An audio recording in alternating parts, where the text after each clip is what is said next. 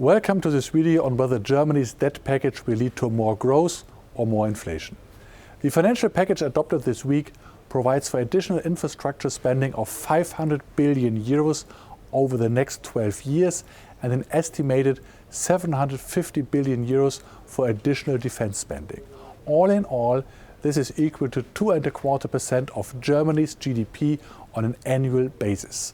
This is a very large fiscal stimulus. However, companies are still suffering from a shortage of skilled labor. The share of companies in the manufacturing sector that fear their business activities are being impaired by a shortage of skilled labor has fallen significantly. However, the shortage is still well above the long-term average. In addition, the shortage will worsen in the future for demographic reasons. All in all, debt-fueled demand will encounter an economy with a shortage of skilled workers from next year onwards. One might argue that German politicians will improve the competitiveness for the firms and thus increase productivity growth, which would make labor less scarce. But I do not expect a fresh start in economic policy.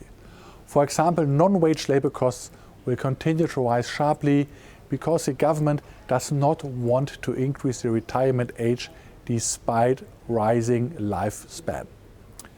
The debt-financed massive increase in demand for defense equipment and infrastructure will hit an economy with a shortage of skilled labor from next year onwards. A considerable part of the additional expenditure will therefore evaporate in higher prices.